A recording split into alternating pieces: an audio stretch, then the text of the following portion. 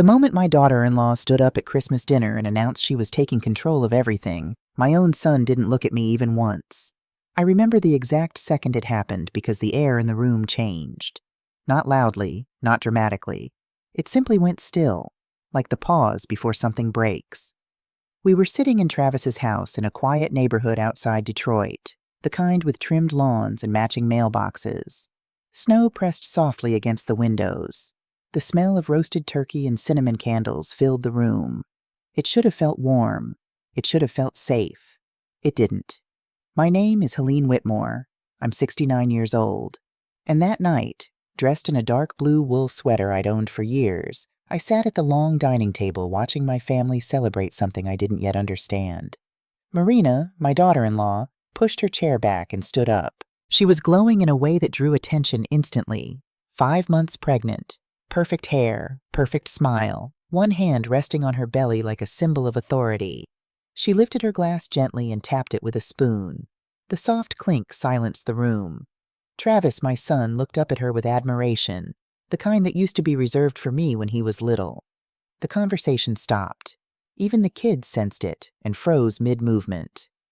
"I just want to say something before we eat," Marina said, her voice calm, confident, practiced.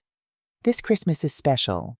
We're not just celebrating the holidays. We're celebrating a new chapter."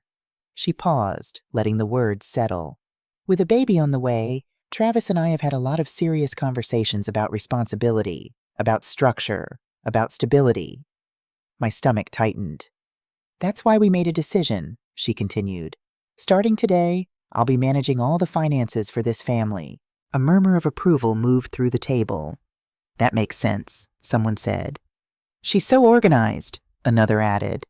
Marina smiled and then turned her eyes toward me, not warmly, not kindly, assessing, measuring. "Helene," she said, using my first name the way people do when they want to sound gentle but aren't. "This morning we had your credit card canceled. It's really for the best. At your age, you shouldn't have to worry about money anymore." The words hit the table harder than any fist ever could. She kept smiling. "If you need anything, of course, you can just ask Travis." My son nodded slowly, as if this were all reasonable. Around us, glasses lifted. Someone laughed awkwardly. Someone said, "Honestly, that's smart. Older people get taken advantage of all the time." I looked at my hands. They were steady. That surprised me. For a moment, I thought I might cry, or shout, or stand up and leave. But none of that happened. Something colder and clearer settled inside my chest. I lifted my glass, took a small sip, then placed it back on the table. The sound was quiet, but it carried. I stood up slowly. Every joint reminded me of my age, but I stood straight. I looked directly at my son, at the boy I raised alone in Detroit after his father died, the boy who once slept beside the sound of machines and promised me he would always protect me. I smiled. "Travis," I said softly, "you really don't know, do you?" His smile vanished. The room went silent again. This time no one spoke. Marina frowned, confused, a flicker of unease crossing her face. "Know what?" Travis asked. I didn't answer, because to understand why that question froze the room, you have to know who I really am. And to know that, you have to go back to a Sunday afternoon 6 months earlier, when everything started. 6 months earlier. The doorbell rang on a crisp October Sunday, and I knew before I opened it that my life was about to shift. Travis stood on my porch with a smile I hadn't seen since he was a boy, the kind that lifted his whole face and made him look younger, lighter, free. "Mom," he said, "there's someone I want you to meet." Behind him stood a woman I would come to know as Marina Chen, soon to be Marina Whitmore. She was polished. Every detail was intentional. Her posture, her voice, even the way she laughed, just a second after everyone else, as if she needed to measure the room before responding. She wore a fitted navy coat, expensive leather boots, and carried herself like someone used to being admired.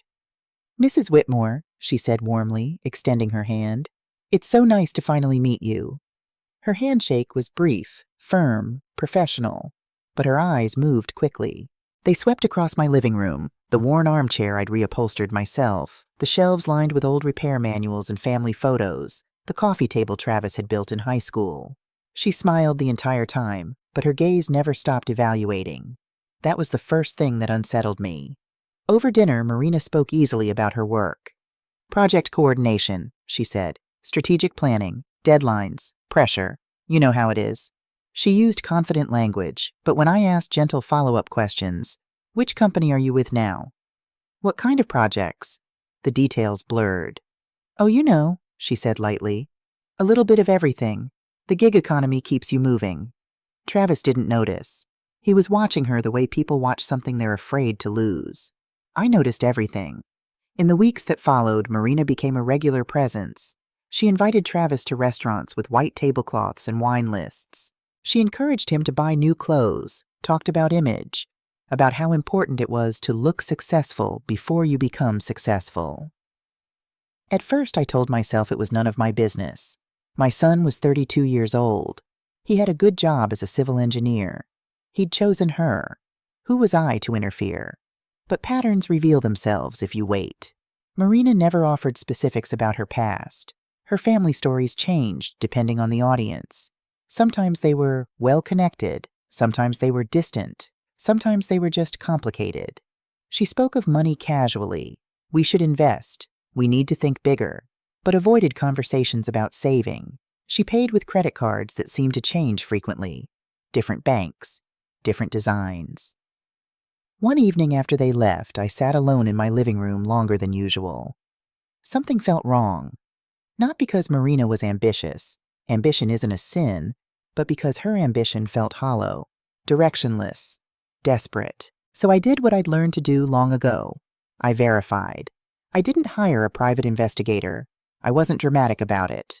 I simply Googled her name, checked LinkedIn, scrolled through publicly available information the way anyone might. What I found wasn't criminal, but it was fragile. Marina had worked for 5 different companies in 3 years. Her LinkedIn showed gaps, vague titles, short tenures. When I ran a basic credit check, the kind you can request legally when someone applies for joint accounts, her score appeared. Low. Concerning. I dug a little deeper. Public records showed a past eviction, resolved quietly, credit lines with high balances, late payments, a family history marked by financial collapse. She wasn't evil. She was afraid, and afraid people calculate. I could have told Travis then. I could have shown him the facts and shattered the illusion before it grew roots. But I imagined his face if I did. The way he would look at me, not as a mother protecting him, but as an obstacle. A bitter woman who couldn't let go. So I chose silence. I told myself that love might soften her, that stability might calm her hunger, that once she felt secure, she would stop reaching. I underestimated what fear does to people who believe money is the only thing standing between them and humiliation. Maybe that was my first mistake. After they married, small ceremony, city hall, just family, the shift was subtle at first. Marina began asking questions that sounded caring. Does your mom have a plan for the future? Is she comfortable managing things on her own? Do you ever worry she might get taken advantage of? Travis came to me with concern in his eyes, repeating words that weren't his. Mom, have you thought about what happens if something goes wrong? With your house? Your accounts? I told him I was fine, that I'd been managing on my own for almost 40 years, that I didn't need help. He looked relieved but uncertain, and Marina watched. She never confronted me directly. She didn't need to. She was mapping influence, studying where authority lived, learning how to step into it without appearing to push. By the time she became pregnant, her tone had changed completely. She no longer asked questions. She made statements. Travis and I think it's time to be proactive. We've been reading about elder fraud. It's scary out there. We just want to make sure you're protected. And somewhere between her fear and her ambition, she decided something dangerous, that I was no longer a person. I was a problem to be managed. The takeover didn't happen all at once. If it had, I might have seen it clearly. I might have stopped it sooner. But Marina was patient, and patience can be far more dangerous than aggression. It began with concern. Travis started calling less. Not dramatically less, just enough that our Sunday lunches became every other week, then once a month. When I asked, he sounded apologetic. Marina's been tired. The pregnancy's been harder than expected. I understood that. Or I wanted to. Then came the suggestions. Mom, Marina thinks it might be safer if I helped you organize your paperwork, just in case something happens. Nothing had happened. I was healthy, independent, still working part-time fixing industrial equipment because I enjoyed it, not because I needed the money. But the way he said it made refusing sound irresponsible. I declined gently. Marina smiled thinner after that. Next came the visits that felt like inspections. She would glance at my mail on the counter, ask casual questions about bills, comment on the neighborhood. "Are you sure you feel safe here at night?" she asked once. "Detroit's changing so fast." I'd lived through Detroit changing more times than she could imagine. Through the riots of '67, through the bankruptcies, through the slow resurrections. I knew this city's rhythms better than my own heartbeat. But I didn't say that. I just smiled. Then the narrative shifted. Travis began repeating phrases I'd never used. At your age, long-term planning, risk exposure. One afternoon he arrived with printed articles, all about scams targeting seniors, financial abuse, identity theft, pages highlighted in yellow, important passages circled in red. "Lauren just worries about you," he said. "She reads a lot." The first real boundary fell when they asked me to sign a limited power of attorney. "Just so I can help with banking and emergencies," Travis explained. I refused. Marina didn't argue. She just nodded, eyes cool, and changed the subject. But she didn't forget. Weeks later, Travis called me, sounding strained. "Mom, I don't want to fight about this, but Marina's really stressed. She's scared about the baby. She thinks if something happens to you and no one has access, it could cause problems. For us." For us. That phrase told me everything. 2 weeks before Christmas, my credit card stopped working. I was standing in line at the grocery store near my house. I'd chosen simple things: bread, soup, apples, eggs. Nothing extravagant. When the cashier swiped my card and handed it back with an apologetic look, I felt a quiet humiliation rise up my spine. "It's declined," she said softly. I paid with cash and went home with my hands shaking. At the bank, the clerk spoke gently. "The authorized contact requested cancellation. It's a protective measure, Mrs. Whitmore." "Who authorized it?" I asked, though I already knew. She gave me Travis's name. I called him immediately. "Mom, please don't be upset," he said quickly. "Marina found some articles about fraud targeting seniors. We thought it would be safer this way. You canceled my card without telling me. We were going to explain when we saw you at Christmas. We thought, I repeated. "Travis, when did your thoughts become someone else's?" Silence. That night I sat alone in my living room and felt something shift. Not anger, clarity. Marina was no longer hiding her intentions. And Christmas was 2 weeks away. To understand why I stood up at that Christmas table and asked my son a question that would change everything, you need to know who I was long before Marina ever entered our lives. You need to go back 38 years, to a winter in Detroit when I had nothing but grief, debt, and a decision that would shape the rest of my life. I was standing alone in a freezing hospital hallway on the east side of Detroit, holding a paper cup of coffee I never drank, listening to a doctor explain that my husband was not coming back. His name was Robert Whitmore. He worked nights at a steel processing plant just outside the city. Long shifts, dangerous machines, honest work that paid enough to keep us comfortable. Not rich, but safe. That winter, a mechanical failure crushed his lower body before anyone could shut the system down. He died before the ambulance arrived. I was 7 months pregnant. I remember walking out of the hospital into the snow without a coat because I'd forgotten it inside the room where his body lay. I remember thinking that if I stopped moving, I might not start again. So I walked 1 block, then another, until my legs gave out and I sat on a frozen bus bench and pressed my hands against my stomach. "I don't know how," I whispered to the child inside me, "but I'm going to keep you alive." 2 weeks later, the bills arrived. Medical expenses, funeral costs. A notice from the bank reminding me that Robert had co-signed a loan for equipment we could no longer afford. Another letter warning that if payments weren't made, our small rented house would be seized as collateral for outstanding debt. I was 29 years old. I had no college degree, no savings, no parents left to help me. My mother had died when I was 19. My father 2 years later. All I had was a battered toolbox Robert kept in the garage and a skill most people never noticed. I knew machines. Before I met Robert, I'd worked repairing industrial sewing machines for small garment shops around Detroit. Old equipment, rusted gears, belts that snapped without warning. It wasn't glamorous work, but I was good at it. I understood how systems failed and how to make them work again. When Travis was born, 8 pounds, 2 ounces, crying like he was angry at the world, I brought him home to a house with heat that barely worked and cupboards that echoed when I closed them. I slept in 2-hour stretches, waking to feed him, then working late into the night repairing machines for cash. I charged less than I should have. I accepted delayed payments. I said yes too often. There were nights I cried silently while rocking Travis with one hand and tightening bolts with the other. Nights when I wondered if loving him was selfish because I couldn't give him more. But somewhere in that exhaustion, something hardened inside me. I stopped thinking about survival in weeks. I started thinking in years. I learned which shop owners paid on time and which made excuses. I learned which neighborhoods were quietly growing and which were being abandoned.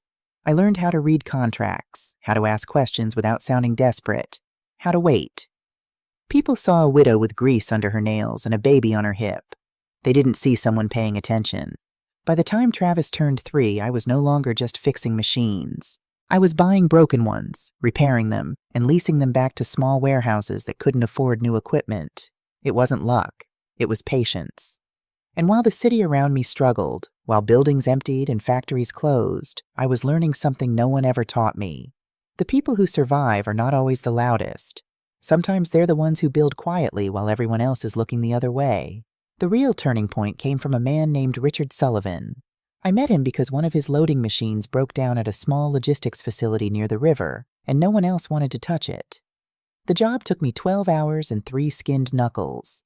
When I finished, he watched me wipe grease from my hands and said something I never forgot. "You don't just fix things," he said. "You understand how they work." Richard was in his 60s, a retired logistics manager who owned 3 small storage buildings. He started asking questions. I answered carefully, honestly. He explained how leasing space worked, how depreciation could be used strategically, how buying neglected property at the right moment mattered more than buying perfect property at the wrong time. He never gave me money. He gave me knowledge. And knowledge, I learned, compounds. My first purchase was a narrow industrial unit most people considered useless. The roof leaked. The doors barely closed. Pipes froze every winter. I bought it cheap using a private loan I negotiated myself. The interest rate was brutal, 12%, but I had no other options. I repaired it slowly, evenings and weekends, sometimes with Travis asleep on a cot nearby, his small body curled under a blanket while I worked. Then I rented it to a small auto parts distributor who paid reliably and asked few questions. That rent paid the loan. It took 3 years, 3 long years of every spare dollar going toward that debt. But I paid it. The next unit came easier. Then another. Detroit was changing. Factories were closing. Warehouses were being abandoned. Entire blocks were left to rot while people ran toward newer cities, chasing promises that never quite arrived. Everyone saw decay. I saw opportunity. I never told Travis. Not because I was ashamed, but because I was deliberate. I wanted him to grow up thinking success came from effort, not inheritance. I wanted him to study hard, to earn his place, to respect money instead of expecting it. So when he asked why we still lived simply, I told him the truth I chose. "This is enough," I said, and enough is powerful. As the years passed, my name appeared quietly on deeds no one noticed. Storage units, light industrial spaces, properties everyone else avoided because they weren't shiny. I didn't chase trends. I chased consistency. By the time Travis was in high school, I had enough passive income to stop working entirely. I didn't. I kept repairing machines. I kept wearing old sweaters. I kept driving the same car. Silence became my shield. But it also became my test. When Travis received his college acceptance letter, he believed he'd earned a scholarship. I paid the tuition through accounts he never saw. When he bought his first used car, I made the final payment through a structure I controlled quietly. He thanked me for helping with groceries. I thanked him for being responsible. People around us thought I was careful, frugal, slightly stubborn. Marina would later call it outdated. But silence does something powerful. It filters people. It shows you who respects you without knowing what you're worth, and who doesn't. By the time Travis met Marina, I owned 6 industrial properties generating steady income. I had investments spread carefully, conservatively, invisibly. My finances were reviewed quarterly by professionals who respected discretion. To the outside world, I was still Helene Whitmore, a widow, a repairwoman, a woman who lived simply because she had to. That was the story everyone believed. And that story was the very thing that allowed someone else to think they could take control of my life without asking. After Marina canceled my credit card, I didn't confront her immediately. I did what I'd always done. I gathered information. I sat at my kitchen table with my laptop and searched. Not dramatically, not illegally, just the things anyone can find if they know where to look. Public records, court filings, credit reports I could legally request. What I found painted a picture I'd already suspected but hoped wasn't true. Marina Chen had grown up in suburban Ohio, middle-class family. Her father worked in manufacturing. Her mother was a substitute teacher. Then 2008 hit. Her father lost his job when the auto industry collapsed.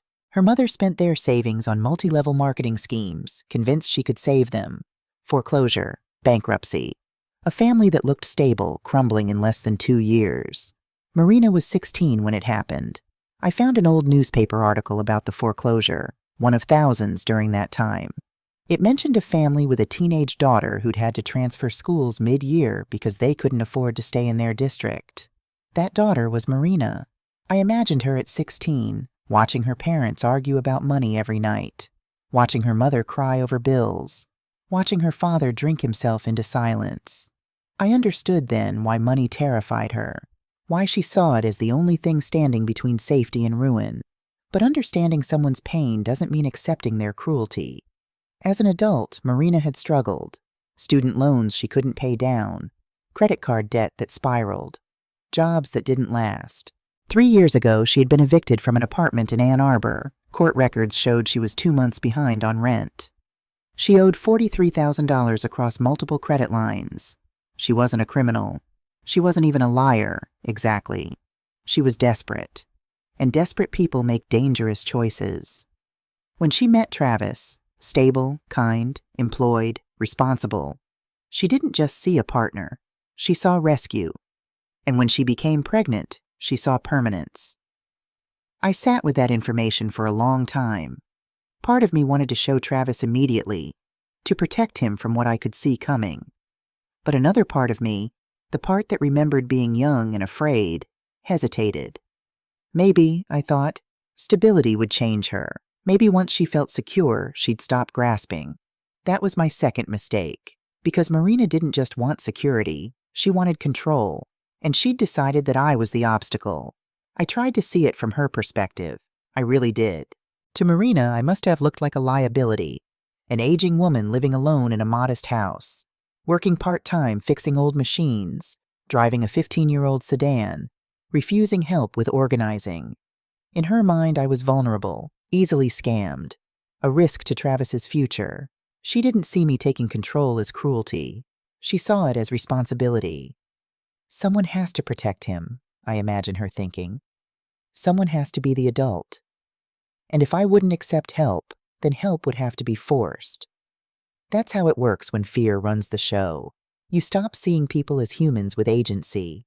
You see them as problems to be solved, risks to be managed. Marina's fatal flaw wasn't that she was evil. It was that she saw the world through the lens of scarcity. And in a scarce world, someone always has to lose for you to win.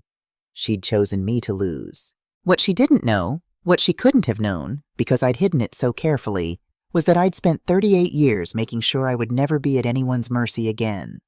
Not even my own son's. After my card was canceled, I made a decision. I called Edward Campbell, my estate attorney. I'd worked with Edward for 15 years. He was 72, gray-haired, steady, and unimpressed by drama. "Edward," I said when he answered, "I need your help with something." I explained the situation calmly. The card, the manipulation, Marina's escalating control. "Legally, what she did falls in a gray area," Edward said. "Travis was an authorized user on your account from years ago. Banks sometimes allow authorized users to make changes if they frame it as protective. It shouldn't have happened, but it's hard to prosecute." "I don't want to prosecute," I said. I want to reveal. There was a pause. Reveal what? Everything, I said. I want Travis to understand exactly who he's been helping to erase. Edward was quiet for a moment. Then, when? Christmas, I said. Family gathering. Public enough that she can't rewrite the narrative later. Are you sure about this, Helene? Once you do this, there's no going back.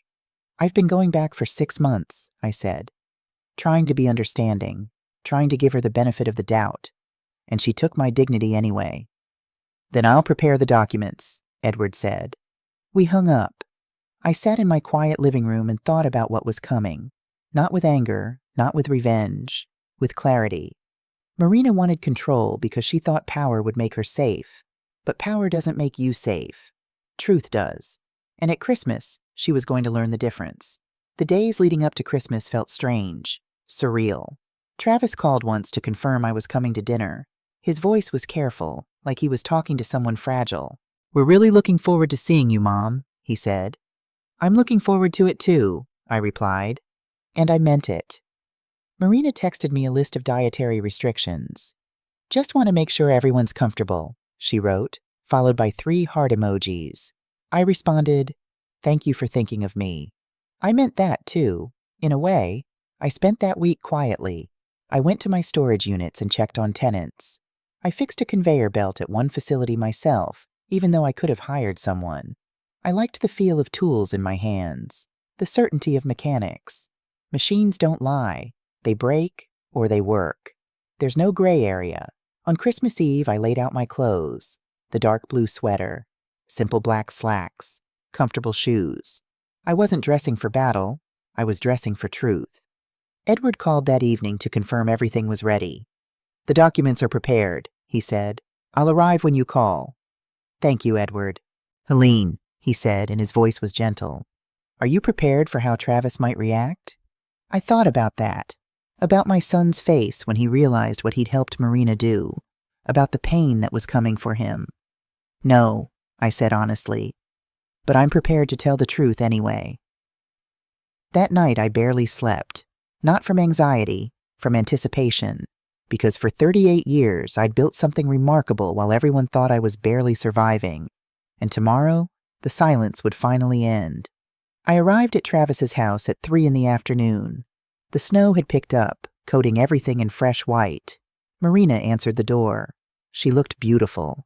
Cashmere sweater, careful makeup, glowing with pregnancy. Helene, she said warmly. Come in, come in. Let me take your coat.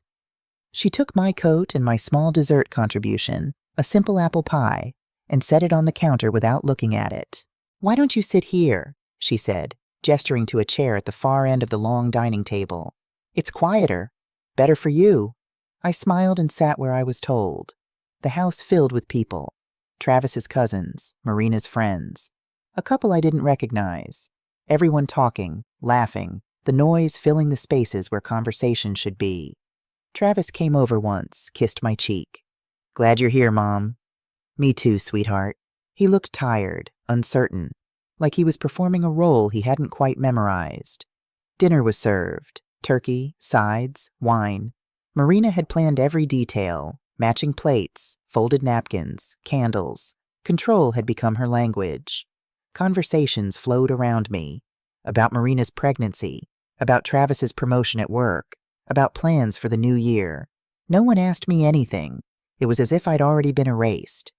And then Marina stood up. She tapped her glass gently with a spoon, the same way she'd practiced before. The sound cut through the room. Everyone turned toward her. I just want to take a moment, she said, her voice warm and clear. Because with the baby coming, it's important that we're all aligned. She placed a hand on her stomach. The room softened, the way it always does when pregnancy is invoked. Travis and I have decided it's time to be proactive about family finances, to reduce risk, to create structure. She turned toward me. That's why, starting today, I'll be managing everything. Helene won't need to worry anymore. She smiled wider. We already took the first step this morning by canceling her remaining access cards. It's for her protection. The room responded exactly as she expected. Nods, approval, relief. That's so responsible, someone said. It's about time someone stepped up, another voice added. Travis looked at me, uncertain, waiting for my reaction. I set my glass down. The sound was small, but it landed. I stood slowly. My knees complained. I ignored them. I looked directly at my son. Travis, I said softly, you really don't know, do you? The room stilled. Marina frowned. Know what? I didn't answer her. Instead, I reached into my purse and took out my phone. Edward, I said calmly when the line connected. You can come in now. Confusion rippled through the room. Who's Edward? Marina asked sharply. My attorney, I replied. Travis's face drained of color. Mom, what are you doing? The doorbell rang before I could answer. I walked to the door myself, my steps steady despite every eye in the room following me. When I opened it, Edward Campbell stepped inside, bringing a rush of cold air with him. He was exactly as I'd always known him, gray hair neatly combed, wearing a dark wool coat over a pressed suit, carrying a worn leather briefcase that had seen decades of careful use. Good evening, he said politely to the room. I represent Helene Whitmore. He moved to the dining table without hesitation, set his briefcase down and opened it. The click of the latches was the only sound in the house. Papers filled the space. Documents organized in clear folders. Deeds, statements, appraisals. Everything precise, everything verified. The silence thickened like ice forming over water. Edward spoke clearly, his voice carrying the weight of facts that couldn't be argued with. Mrs. Whitmore owns 6 industrial properties within Detroit city limits, 2 logistics facilities, 3 light manufacturing units, and 1 commercial storage complex. Marina laughed. It was sharp and brittle, like glass breaking. That's impossible. Edward slid a document toward Travis. My son's hands trembled as he picked it up. Current combined valuation, Edward continued, exceeds $7.2 million. The number landed like a stone in still water, ripples of shock spreading through the room. Travis stared at the paper. His mouth opened, then closed. His hands were shaking so badly the document rustled. Monthly passive income, Edward said, averages approximately $38,000, all documented, all compliant with state and federal regulations. Marina stepped back as if the table had bitten her. This is a joke, she said, but her voice was thin now, stretched tight. You lied. You've been lying this whole time. I met her eyes for the first time that evening, really met them. I never told you anything at all, I said quietly. Edward placed another file on the table. Additionally, Mrs. Whitmore holds diversified investments and liquid reserves. She requires no financial management from anyone. He paused, letting that sink in. She is, by any measure, independently wealthy. Someone at the table whispered, "Oh my God." Travis looked up at me, and I saw something break in his face. Not anger, something worse. Recognition. "Mom," he said, his voice barely above a whisper. "Why didn't you tell me?" I'd prepared for this question. I'd known it was coming, but hearing it still hurt. "Because I wanted you to become who you are without my money shaping you," I said. "I wanted you to work hard, to earn things, to respect what you built. I wanted you to know your own worth." I paused. "And because I never imagined you would help someone try to erase me." The words hung in the air like smoke. Travis's eyes filled. I thought I was protecting you." "From what?" I asked gently. "From dignity? From autonomy? From the right to make my own choices?" Marina's voice rose, defensive and sharp. "You let us struggle. You watched us drown and did nothing." I shook my head slowly. "I watched my son live honestly, build a career, learn to stand on his own. That's not watching you drown. That's watching him grow." I turned back to Edward. He understood the cue. "One final point," Edward said, his voice taking on a formal edge. "The credit card cancellation was executed through a technical loophole, authorized user status from a decade ago.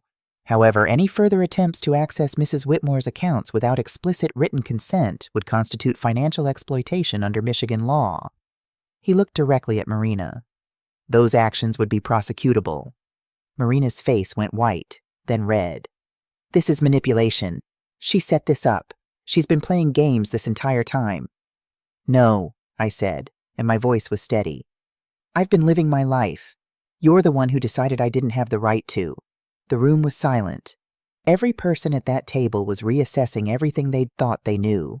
Edward began gathering the documents, placing them back in his briefcase with the same care he'd used to take them out.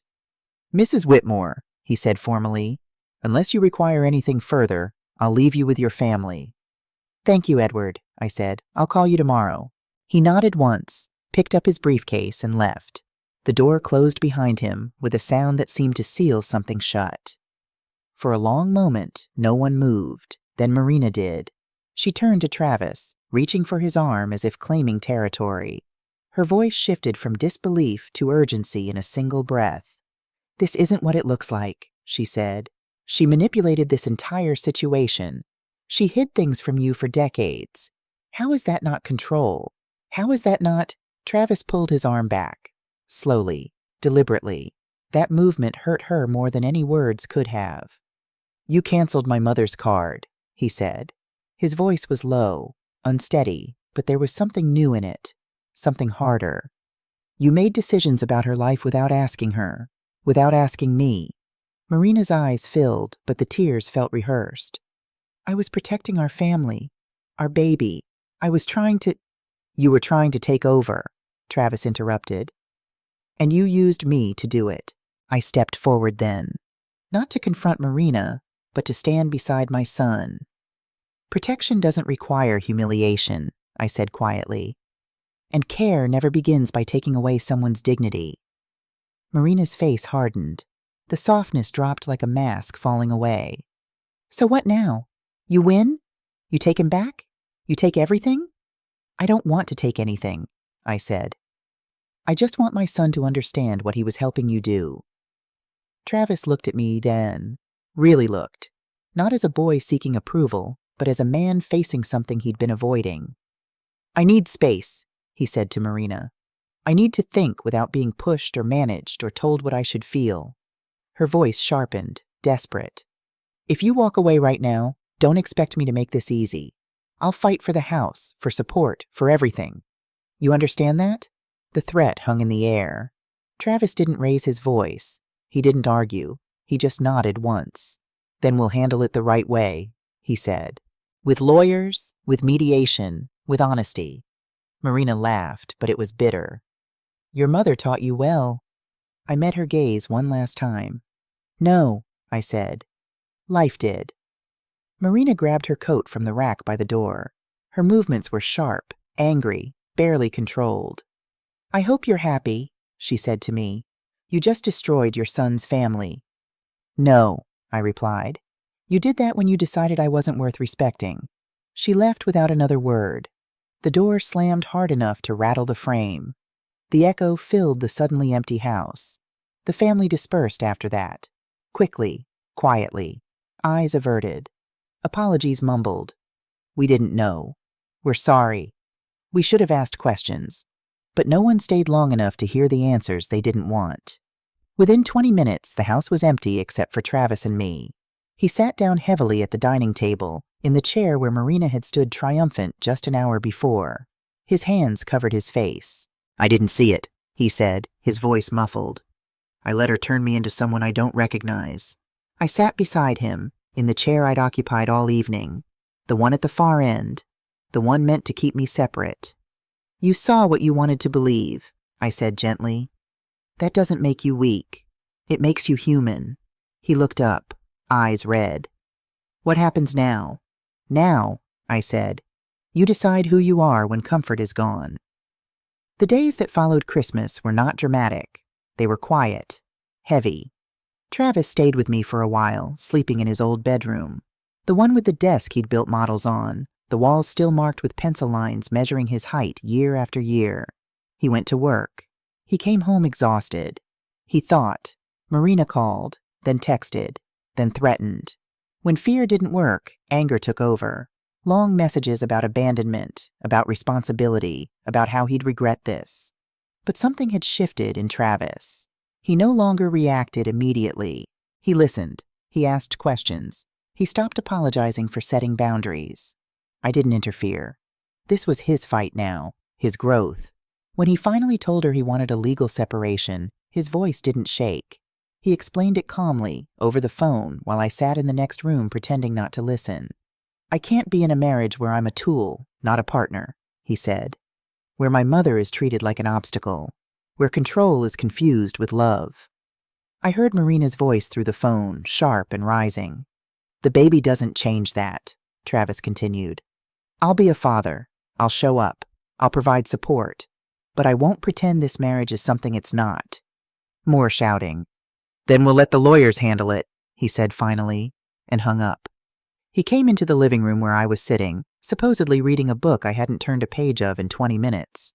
I'm sorry, Mom, he said. For what? For not protecting you when you needed it. For choosing comfort over truth. I closed the book. Travis, you're human. Humans make mistakes. What matters is what you do after. He nodded, but the shame was still there, written in the slope of his shoulders. Can I ask you something? He said. Always. When did you decide to tell the truth? I thought about that. When I realized that silence was no longer protecting you. It was protecting her ability to hurt both of us. He was quiet for a moment. I wish you'd told me sooner. About the money. About everything. Would you have believed me? I asked. Or would you have thought I was a bitter mother who couldn't let go? He didn't answer, because we both knew the truth. The call came at 3 a.m. Mom! Travis's voice was breathless. Marina's in labor. The baby's coming. I was dressed and out the door in 10 minutes. The hospital was the same one where I'd received the news about Robert 38 years ago. Different building, same complex. The same smell of antiseptic and fear. Travis met me in the waiting room. He looked terrified and exhausted and young. How is she? I asked. Scared, he said. Angry, but okay. The doctors say everything's progressing normally. And you? Terrified, he admitted. I took his hand. That's how you're supposed to feel. We waited together through the early morning hours. Travis paced. I sat. We didn't talk much. We didn't need to. At 6:47 a.m., a nurse came to get Travis. You can come in now, she said. He looked at me, uncertain. Go, I said. Be present. Be honest.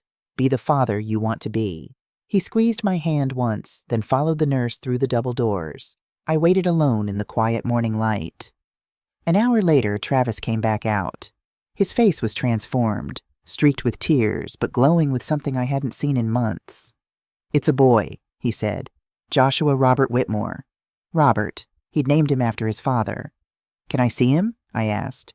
Marina said yes, Travis replied, and there was something in his voice. Surprise, maybe, or hope. I followed Travis through sterile hallways to a recovery room. Marina was propped up in bed, holding a tiny bundle wrapped in a blue blanket.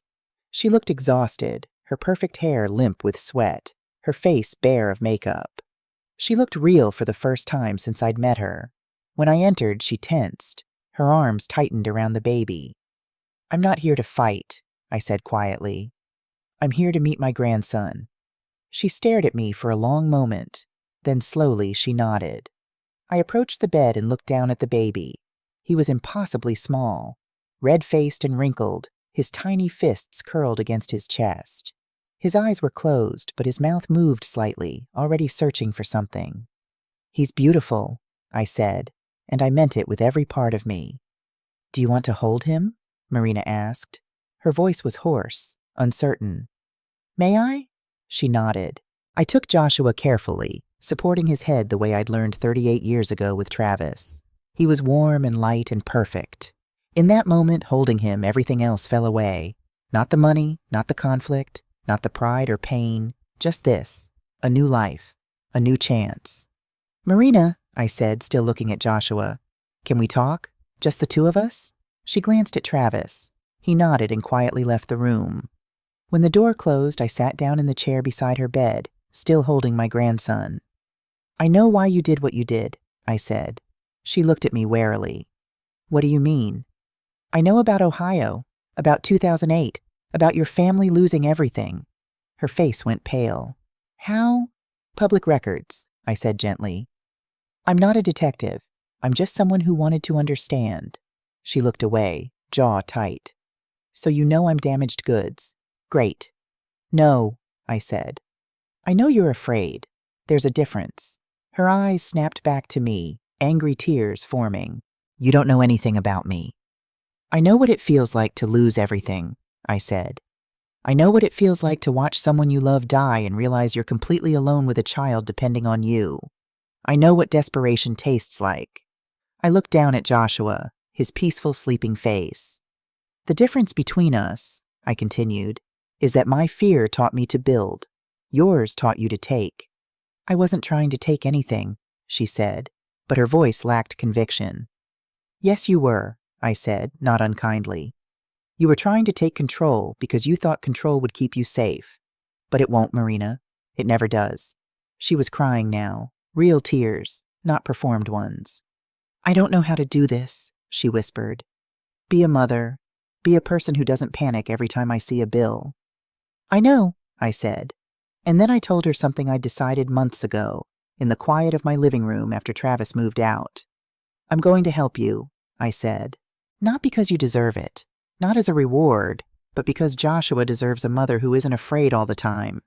She looked at me, confused and suspicious. Help me how? I'll pay off your debts, I said. All $43,000. Her breath caught.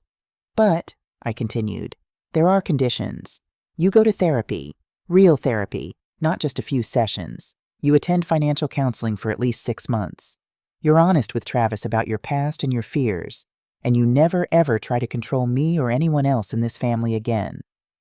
Why would you do this? She asked. After everything?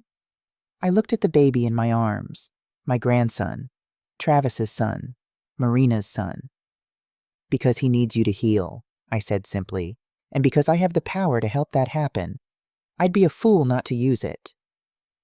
Marina was silent for a long time. I don't deserve this, she finally said. No, I agreed. You don't. But grace isn't about deserving. It's about choosing a different path forward. I stood up and gently placed Joshua back in her arms. Think about it, I said, Siaiti said. No pressure, but the offer stands. I walked to the door, then paused. Marina, I said, you asked me once what I wanted. I'll tell you now. I want my grandson to grow up in a family where love isn't confused with control, where people are valued for who they are, not what they own, where fear doesn't make the decisions. I opened the door. That's all I've ever wanted. Christmas came again, as it always does. This time we gathered at my house. Not Travis's, not Marina's. Mine. It was a smaller group. Travis and Marina, separated but co-parenting. Joshua, now 7 months old, sitting in a high chair and laughing at everything. Edward Campbell and his wife, Janet, because Edward had become more than my attorney over the years. He'd become family. Richard Sullivan's daughter, Margaret, who'd taken over her father's properties after he passed and still called me for advice. And a few others. People who'd earned their place through kindness, not obligation. The house smelled like turkey and cinnamon, just as it had a year ago. But everything else was different. Marina helped in the kitchen, genuinely this time. She'd lost the brittleness, the constant assessment. Therapy was working. Slowly, but it was working. She and Travis weren't together. Maybe they never would be again. But they were learning how to be parents together. How to put Joshua first without erasing themselves. That was enough. After dinner, I held Joshua while he tried to grab my glasses. He giggled every time I pretended they'd disappeared. Travis sat beside me watching. Mom, he said quietly, I never thanked you. For what? For not giving up on us. For telling the truth even when it hurt. For helping Marina even after... He stopped, struggling with the words. After she tried to erase me? I finished. He nodded. Travis, I say. Ed. I didn't help her for her. I helped her for Joshua. And for you. Because you love her, even if you can't be with her right now. And love like that deserves support, not punishment. Joshua reached for Travis, and my son took him, holding him with the confidence of a year's practice. I'm trying to be the father you were a mother, he said. You already are, I replied. Later that night, after everyone had left, I sat alone in my living room with a cup of tea. The house was quiet, peaceful. On the mantel sat a new photo, Joshua's first Christmas. He was wearing a tiny red sweater and a huge smile. Beside it sat an older photo. Robert and me, young and hopeful, before the world taught us how hard hope could be. And beside that, Travis at 5 years old, grinning with missing front teeth. 3 generations, 3 different stories, all connected by the same thread. Love, real love, not the kind that controls or possesses, the kind that builds, that waits, that trusts. I'd spent 38 years building something in silence. Buildings, properties, wealth. But the real legacy wasn't in the deeds locked in Edward's office.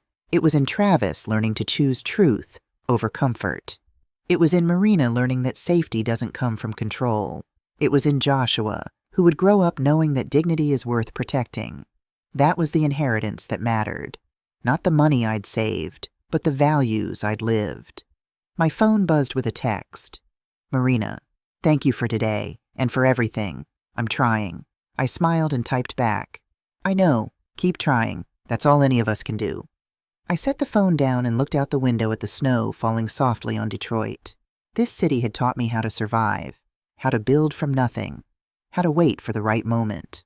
But it had also taught me something else, that sometimes the strongest thing you can do is speak, that silence has power, but only when it's chosen, never when it's forced. That legacy isn't what you leave behind. It's what you build into the people you love. I finished my tea and turned off the lights. Tomorrow, I'd fix a broken hydraulic lift at one of my properties. Not because I had to, but because I wanted to. Because some skills should never be forgotten. And because I'd learned a long time ago that the best way to understand something is to know how to repair it when it breaks. Machines, properties, families. The principles were the same. Understanding, patience, and the willingness to do the hard work no one else sees. I walked up to bed, tired but content. The silence of the house wasn't empty anymore. It was full of possibility. And that, I thought, was the best inheritance of all.